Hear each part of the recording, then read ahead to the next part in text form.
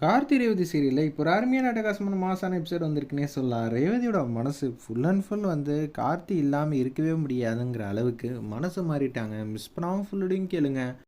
கார்த்தி கொஞ்சம் நேரத்துக்கு முன்னாடி டிஷம் பண்ணியிருக்காப்புல. அதனால அவர் போட்டிருந்த சட்டையில் ஏதோ கொஞ்சம் பிரச்சனையாக இருக்குது.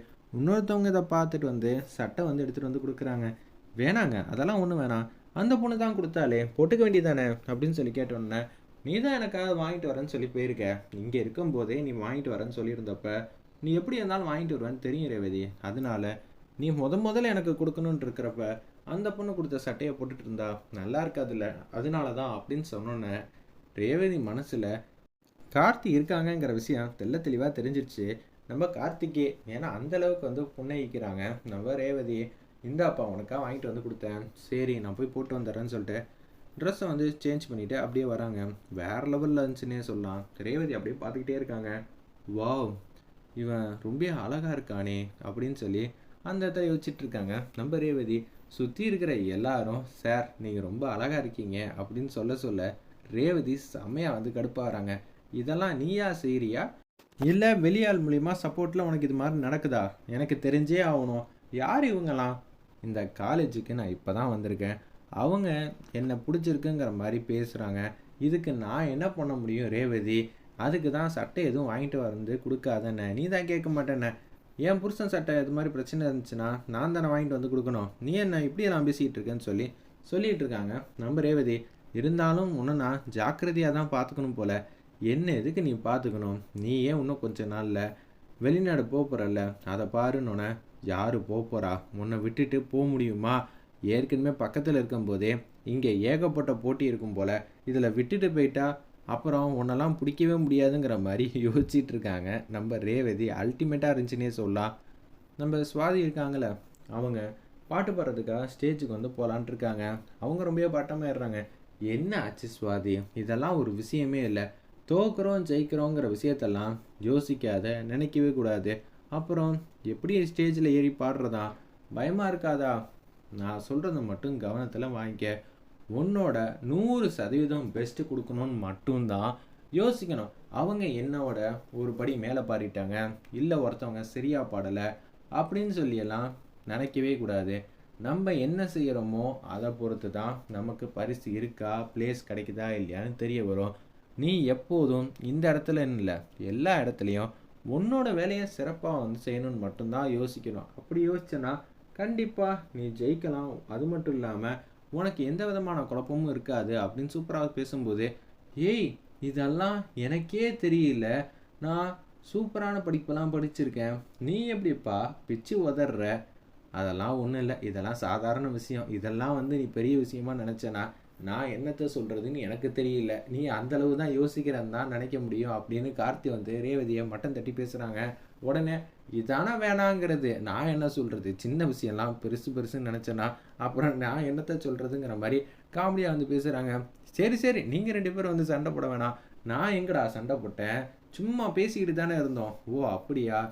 இப்போ தான் என் மனசுக்கு அமைதியாக இருக்குன்னு சுவாதி மாடிக்கு போகிறாங்க. ஸ்டேஜில் ஏறுறாங்க. அப்படியே பாட்டு பாடலான்ட்டு இருக்கிறப்ப கார்த்தி சொன்ன விஷயத்தை எல்லாத்தையும் ஞாபகப்படுத்திக்கிட்டு அப்படியே ஸ்டேஜில் பட்டையை கிளப்புறாங்க. சூப்பராக பாடி முடிச்சிடுறாங்க. அந்த இடத்துல எல்லாரும் செம்மையாக கை தட்டுறாங்க. இது வரைக்கும் பாடின யாருக்கும் கை தட்டினதே இல்லை.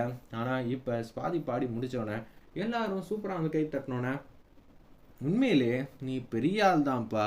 நான் என் தங்கச்சிக்கிட்ட இது மாதிரிலாம் செய்யாதன்னு சொல்லியிருந்தா கேட்டிருப்பாளான்னு தெரியாது. கேட்டிருந்தாலும் இவ்வளோ சூப்பராக பாடியிருப்பாளான்னு எனக்கு சந்தேகமே வேணாம். பாடியிருக்கவே மாட்டா. அப்போனா நீ எந்த ஐடியாவும் கொடுக்காம இருக்கிறது தான் எல்லாருக்கும் நல்லதுங்கிற மாதிரி கார்த்தி காமெடியாக பேசினோன்னே, ஏய் கார்த்தி நீங்கள் பிச்சு உதறிட்டீங்க, உங்களால் தான் நான் ஸ்டேஜில் சூப்பராக பாடினேன், எல்லோரும் கை தட்டுறாங்க. நீ நல்லபடியாக பாடினா என் ஃப்ரெண்டு கம்பெனியில் உனக்கு நான் சூப்பராக ஒரு சான்ஸ் வாங்கி தரேன். அதுக்கப்புறம் நீ ஃபேமஸ் ஆகிடுவ. அதுக்கு டெடிக்கேஷனும் கடுமையான பயிற்சியும் இருக்கணும், பார்த்துக்க அப்படின்னு சொன்னேன். ஏய் உனக்கு எப்படி இது மாதிரியெல்லாம் உனக்கு தெரியுது? அடுத்தது என்னென்ன செய்யணும்னு எனக்கு தெரியும். ஏன்னா என் ஃப்ரெண்டு என்கிட்ட சொல்லியிருக்கான். அவன் அந்த ஃபீல்டில் இருக்கிறதுனால அவன் என்னென்னலாம் செய்வான்னு என்கிட்ட அப்பப்போ ஃபோனில் பேசும்போது கேள்விப்பட்டிருக்கேன். அதனால தான் சொன்னேன்னு சொல்கிறாங்க. சூப்பருங்க, உங்களுக்கு மியூசிக்லாம் தெரியுமா? ஏதோ தெரியும். அப்போனா நீ பாட்டு பாடுவியா? அதெல்லாம் தெரியாது, மியூசிக் மட்டும் எனக்கு லைட்டாக தெரியும், அவ்வளோதான். ஏய் உனக்கு லைட்டாக தெரியும்னாலே நீ அசத்திடுவேன்னு அர்த்தம் அப்படின்னு சொல்லும்போது ரேவதிக்கு கார்த்தியை பார்த்தா சந்தோஷம் தாங்கலை. அவங்க மனசில் ரெக்க கட்டி பறக்கிற மாதிரி இருக்குது. என்னது கார்த்தி பக்கத்தில் நின்னா எனக்கு என்னமோ மாதிரி இருக்கே, அதுக்கு என்ன காரணம் ஒன்றும் புரியலையே அப்படின்னு சொல்லும்போது, அக்கா நான் ஒன்று கேட்குறேன், நீ தப்பாக நினைக்கக்கூடாது. கேட்கலாமான்னு தெரியல. மற்றவங்க கார்த்தியை பார்த்து உயர்வாக பேசினா நீ பொறாமப்படுற. அது மட்டும் இல்லாமல் நீங்கள் ரொம்ப அழகாக இருக்கீங்கன்னு என் ஃப்ரெண்ட்ஸ் எல்லாம் சொன்னால் நீ கொஞ்சம் கடுப்பாகிற. என்னக்கா விஷயம்? அதாவது என் புருஷனை பற்றி மற்றவங்க பேசுனா எனக்கு கோவம் தான் வரும். உனக்கு கல்யாணம் நடக்கும்ல, கல்யாணம் நடந்தப்ப உனக்கு தெரிய வரும், அப்புறம் பேசிக்கிறது எல்லாத்தையும். சரிக்கா ஓகே, ஆனால் உனக்கு தான் ராஜாவை பிடிக்காது. யார் சொன்னா? தேவையில்லாமல் பேசாத சரியா அப்படின்னு சொன்னோன்னே, மாமா அக்காவோட மனசு டோட்டலாக மாறிக்கிட்டு இருக்கு அப்படிங்கிற தெரியல. சரி வாங்க வீட்டுக்கு போகலாம் அப்படின்னு சொல்லிட்டு இருக்கிறப்ப இன்னும் பரிசு கொடுக்கல தெரியுது இல்லை, அப்புறம் என்ன வீட்டுக்கு போகலாமான்னு கூப்பிட்டப்ப ரேவதி மாட்டுக்கு வரா. நீ என்ன நினச்சிக்கிட்டு இருக்க? சும்மா என்னை கலாய்க்கிறதையே பதிலாக வச்சிருக்காதன்னு சொல்லி கார்த்தியும் ரேவதியும் க்யூட்டாக அழகாக பேசிக்கிட்டு இருக்காங்க. போகிற போக்க பார்த்தா இவன் கூட நான் சேர்ந்து வாழ ஆரம்பிச்சிருவோம் போல இருக்கேங்கிற மாதிரி யோசிக்கும் போது ஸ்டேஜில் அப்படியே பேசுகிறாங்க. இந்த போட்டியில் யார் வெற்றியாளர்னு உங்களுக்கே தெரியும். அப்படி இருக்கிற சூழ்நிலையில் நான் சொல்லணும்னு அவசியம் இல்லை.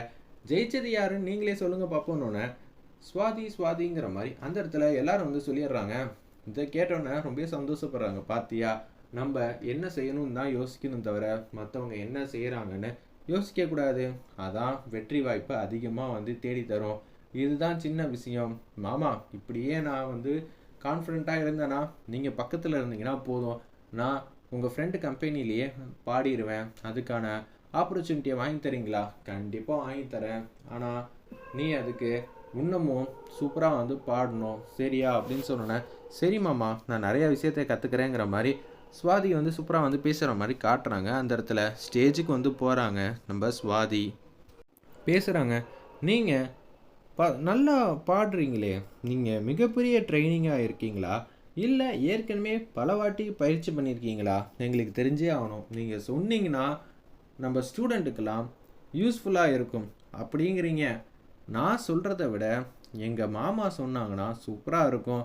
அவர் பேசினார்னா போதும், அப்படியே பல விஷயத்த நல்லாவே சொல்லுவாருன்னொன்னே அப்படியே ஸ்டேஜுக்கு வராங்க. நம்ம கார்த்தி கூப்பிட்டதுனால, ஏன்னா கார்த்தி போக மாட்டேன்னு தான் சொல்லிட்டு இருக்காங்க. ஏய் நீ ஸ்டேஜுக்கு போ, நீ பேசுகிற விஷயம்லாம் எனக்கு பிடிச்சிருக்கு, எல்லாரும் தெரிஞ்சிருக்கணும் அப்படின்னு சொல்லும்போது, சரி நீ சொல்கிறேங்கிறதுக்காக போகிறேன். சுவாதியை பற்றி என்னை பற்றி ஓவராக பேசிகிட்டு இருக்கா. முதல்ல ஒன்று தெரிஞ்சுக்கங்க, ஒரு விஷயத்த தோக்கிறதுனால தான் சீக்கிரம் கற்றுக்க முடியும். அதை மட்டும் தெரிஞ்சுக்கிட்டாலே போதும். என்ன சார் இப்படி சொல்கிறீங்க, தோக்கிறதுனால தெரிஞ்சுக்க முடியுமா? ஆமாம், இன்னைக்கு எதனால் தோத்தோம், ஏன் தோத்தோங்கிற விஷயத்த தேடி கண்டுபிடிச்சி யோசிங்க. அப்படி யோசிச்சிங்கன்னா அடுத்தது இதுதான் தப்புன்னு உங்களுக்கு தெரிஞ்சிடும். இதை எப்படி சரி செய்யலான்னு முயற்சி பண்ணுங்கள். முயற்சி பண்ணிக்கிட்டே இருந்தீங்கன்னா அடுத்த வாட்டி நீங்கள் கூட இந்த கப்பு கூட ஜெயிக்கலாம்.